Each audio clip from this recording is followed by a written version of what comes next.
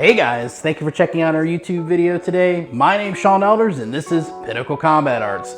Like, subscribe, comment down below, hit the bell so you can be notified every time we get a new video. Today we're going to be working on weight distribution and how to take on close quarter combat the proper way. Let's get started.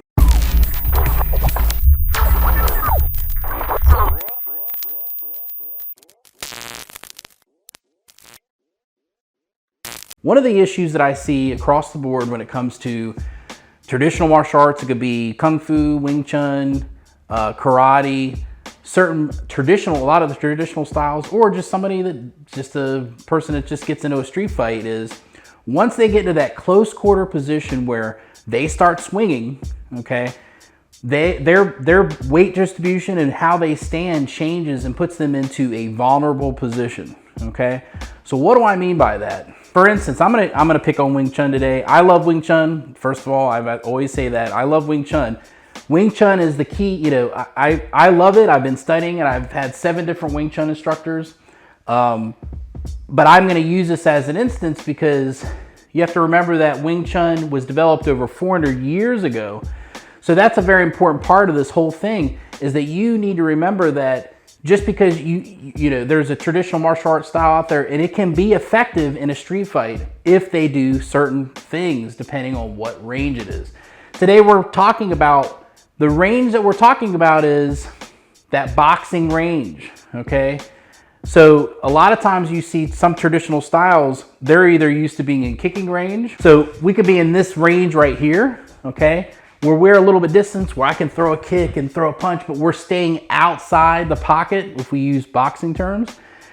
That is one range of fighting, okay? And then there's other arts like, for instance, Wing Chun, where we come in and we're clashed and we're in this type of position. And we're not quite in clinch where I'm in this position, but we're in here where we're twisted up and we're in a struggle. Usually takes place inside of a street fight. Not as much in MMA, but there are moments where, let's say we're transitioning here and I circle around like this and come into a clinch position. If the center line can be filled, that's great, okay? So that's the thing I want you to keep in mind when we're talking about this. So we're talking about specifically in a street fight, when somebody is coming down the barrel and they're coming bah, bah. You know, and they're throwing punches straight on the opponent, okay? And they're putting this pressure on when traditional, it could be karate, okay, like this. It could be Kung Fu, you know, it could be this motion here and they're standing in this position. It could be Wing Chun, okay, and we're standing in this position and we're, the issue is that if he's up and he's swinging like this and I'm going like this, what happens to my structure? What happens to my position?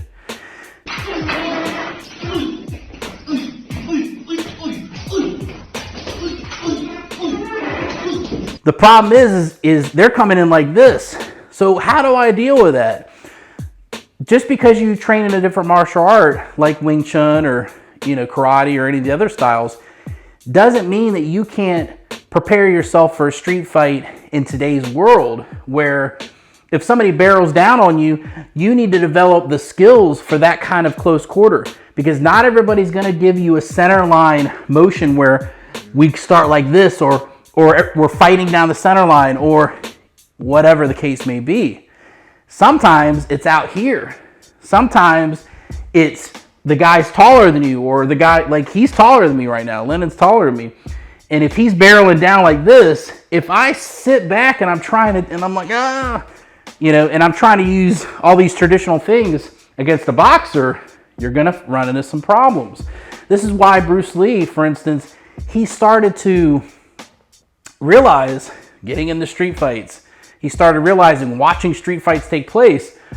It's the same thing when I was growing up. I would watch these street fights and I started to learn from being in street fights and seeing and observing street fights and writing notes. Every time I saw something, I started to change and start to modify the way that, even though I'm being taught something at the school, martial arts school I was studying at, I had to modify things because our environment is constantly changing. People are fighting different all the time. If you watch boxing from Muhammad Ali to Mike Tyson, Mike Tyson to Floyd Mayweather, you will see a major difference in the evolution of boxing. Pretty high here. Around those rights to the body, left jab, right to the heart. And nothing really landed.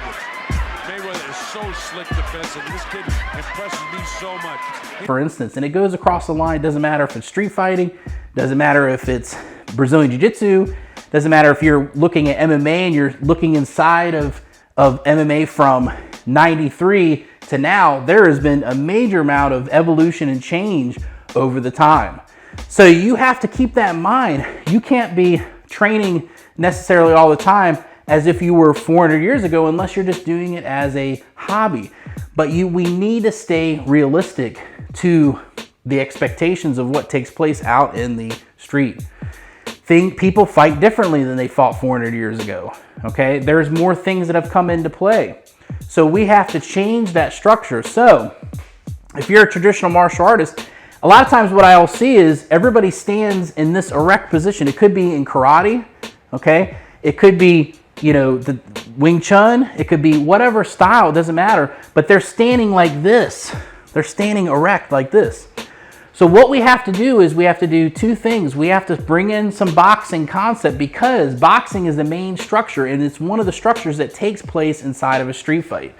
So if you see somebody, even if somebody's untrained, they're gonna go like this. And guess what? Their head is gonna come forward like this, and they're gonna barrel down and swing like this. Even if it's wild, doesn't matter if they're trained or not, they're gonna come in like this. You want to start to practice having your foot, your body, and you shift forward, keeping your weight going a little bit more forward. Your shoulders are up and you're here. Even if you're used to doing Wing Chun, it doesn't matter. If somebody starts swinging like this, Wing Chun does not teach you how to deal with real fast speed.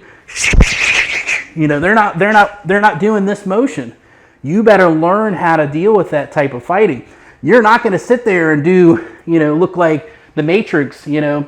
It's not going to happen. If I'm the person fighting Lennon, he can't stand like this. He can't hold that. Because what's going to happen is I'm going to overwhelm him with attacks and punching him. And he's not going to be able, that structure is not going to work.